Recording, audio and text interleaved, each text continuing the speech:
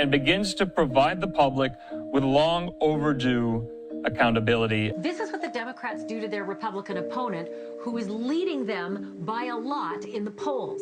This is AI, and it is very dangerous for our country.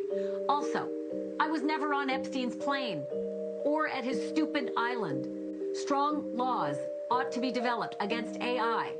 It will be a big and very dangerous problem in the future, end quote.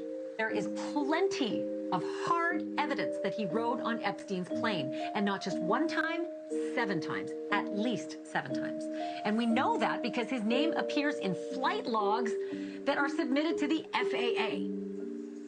Here's what they reveal. Trump flew 4 times in 1993. He flew once in 1994 and again in 1995. Those are in addition to a flight that was previously reported and documented in 1997. Logs show Epstein was on board the plane with Trump as well, each of those times. The 1994 flight is notable because Trump's then-wife Marla Maples is also listed on the flight log. And according to those logs, they decided to bring along their then-infant daughter, Tiffany Trump, as well as the family's nanny. They are all on the log. On the flight in 1995, the logs say that Trump also brought along his then 12-year-old son, Eric Trump. So, again, these are documents that are submitted to the FAA. These are not just claims made. His wealth was so vast, you know, the fact that he had this fleet of planes. We've heard a lot about the Lolita Express. What happened on the Lolita Express? Everything that happened on the Lolita Express and his other planes was the same thing that happened in his bedrooms and the massage rooms, on the beach, wherever we were. How did you live every day? how did you get on board that plane? How did you live knowing you're going off to New York or to the island or to wherever you were about to be trafficked to? A lot of people involved. It took doctors, psychiatrists, gynecologists, dentists. All these people knew what was going on, hairstylists. I mean, the list goes on. I could keep going on and on and on. Drivers, chauffeurs, butlers, housemaids. It took all of these people turning a blind eye, which they weren't blind to, because we were right there blatantly in front of them. They knew exactly what was going on. The site says Ivana Trump once used the term rape in a court deposition to describe a sexual encounter with Trump. Reports Ivana Trump alleged during divorce proceedings that then-husband Donald Trump had her. Is it too hot, do you think? It's hot. It's pretty hot. Is it too hot? I don't know. And frankly, I was dating a lot of people, and I was dating the most beautiful people in the world, and I got tired of it all of a sudden. I got tired. No, she was down in Palm Beach.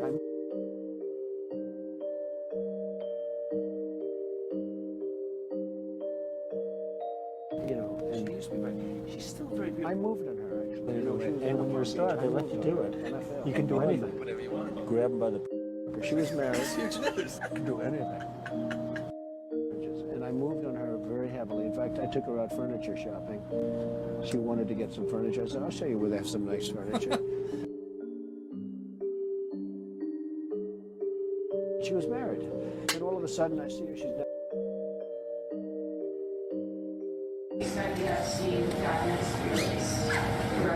Which documents? The Epstein files. I don't know. I'll speak to the Attorney General about that. I really don't know. Would you declassify the Epstein files? Yeah, I would. All right. I guess I would.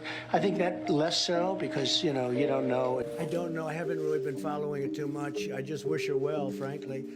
I've met her numerous times over the years, especially since I lived in Palm Beach, and I guess they lived in Palm Beach. But I wish her well, whatever it is. I don't know the situation with Prince Andrew. Just don't know. Not aware of it. Jeffrey Epstein and Prince Andrew's accused her dead at 41 by suicide. She who accused Epstein and Prince Andrew of sexual abuse when she was underage died at suicide at 41 near Gabby, Australia, with her family stating, "It is with utterly broken hearts that we announced that Virginia passed away last night at her farm in Western Australia," adding she lost her life to suicide after being a lifelong victim of sexual abuse and sex trafficking. She filed a lawsuit against Prince Andrew in 2021, claiming she was forced to have sex with him 3 times between 1999 and 2002 when she was underage. Allegations he has denied. She was a prominent accuser of Epstein who died by suicide in 2019 in a New York City jail cell after federal sex trafficking charges, and his girlfriend, Ghislaine Maxwell, who recruited Virginia at 16 years old to work for Epstein. Viva, what do you know about the story? So the picture on the left is a picture that she posted it to Instagram saying, I've been involved in a bus accident and I have 5 days to live, renal failure or something. And the internet was looking at it and doing like CGI or AI comparisons and determining that the injury, I was saying it could be, if it's kidney failure, renal failure, you could turn jaundice or whatever. They determined that picture was likely makeup. Within a couple of days, she then takes to publicly post, sorry, I posted something private publicly by accident, that being I have 5 days to live. Because what happened is people went into it, looked in and said there was a minor fender bender somewhere in Australia, a bus hit the back of her car. It makes no sense that she's now saying she's got 5 days to live because of the injuries, because no injuries were reported. Then she comes out publicly and says, it was intended to be a private message. My excuse, thank you. No, just on that, yeah. I have 5 days to live. And then a month later, or 3 weeks later, she's dead by suicide? Nothing about this story makes any sense whatsoever, any more than I'm expected to believe that Epstein killed himself. Just kiss, I don't even wait. And when you're a star, they let you do it. You can do anything. Grab them by the you can do anything. That's what you said, correct? Well, historically, that's true with stars. And you consider yourself to be a star? I think you can say that, yeah. She would not be my first choice, that I can tell you. Man. You don't know. That would not be my first choice. When you said in that video that Ms. Leeds would not be your first choice, you were referring to her physical looks, correct? Just the overall. I look at her, I see her, I hear what she says, whatever. You wouldn't be a choice of mine either, to be honest with you. I hope you're not insulted. In front of you, a black and white photograph that we've marked as DJT23. And do you recall when you first saw this photo? At some point during the process, I saw it. That's, I guess, her husband, John Johnson, who was an anchor for ABC. Nice guy. I thought, I don't know him, but I thought he was pretty good at what he did. I don't even know who the woman, let's see, I don't know who, it's Marla. You say Marla's in this photo? That's Marla, yeah, that's my wife. Which woman are you pointing to? No. Here. Carol. Oh, is that, the person you just pointed to was Eugene Carroll. And then she thought that she was penetrated by his. She couldn't say for sure, in part because she couldn't see it. And so that uncertainty may have been part of what motivated the jury's verdict on the rape count. That notwithstanding, she was so unambiguous about the sexual abuse, and that plus the corroborating evidence that Ron pointed to, not only the fact that she called Lisa Birnbach from the sidewalk outside Bergdorf's, talked to Carol Martin 2 days later, but the testimony of Jessica Leeds and Natasha Stoynoff, whose own experiences with Donald Trump not only echoed E. Jean Carroll's, but were basically a come-to-life version of the Donald Trump playbook as enunciated in the Access Hollywood tape. I think that that's partially what helped get this jury over the line on the sexual abuse count. The thing on the internet is the Epstein files. What's the answer to that? The answer to that is the same as everything else. I'm not going to withhold information from the American public ever. But I'm also not going to rush to get it out there in a format in which they can't rely on it. So on the Epstein matter or any other matters, we are diligently working on that. And it takes time to go through years of investigations, years of political maneuvering, and years of cover-up to get the American people what they deserve. And that's what I'm going to give them on everything. Yeah.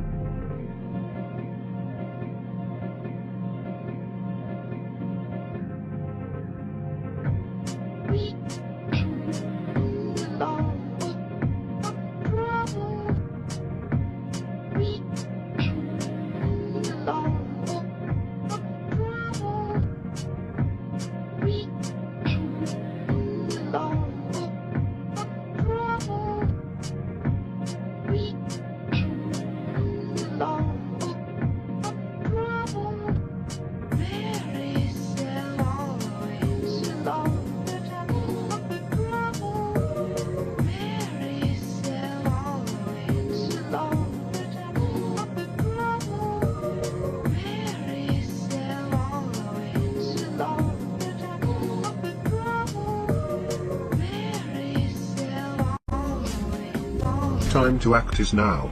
Educate your children about safety. Teach them that their voice matters and that no fear should ever keep them silent. Show them how to navigate a world where predators may lurk behind a keyboard or even a familiar face. To our communities, be the vigilant eyes and unwavering hearts that protect the most vulnerable among us. Trafficking and abuse thrive when people turn a blind eye. Look deeper. Speak louder. Every report, every intervention, every refusal to ignore makes a difference. To those who exploit children, who trade their innocence, who profit from their pain, your time is over. You cannot continue. Justice is coming for you. It does not forgive. It does not forget. This is a day to dismantle your networks, expose your crimes, and save those you harm daily. What can you do today? Share knowledge. Help others understand the signs of abuse and exploitation. Support organizations that protect children and combat trafficking. Silence only empowers predators. To the world, this is a fight we all share. Together, we can make every corner of society safe for children. Together, we can end exploitation. Justice begins with us. We are the light that reveals the hidden. We are anonymous. We are legion. We do not forgive. We do not forget. Expect us.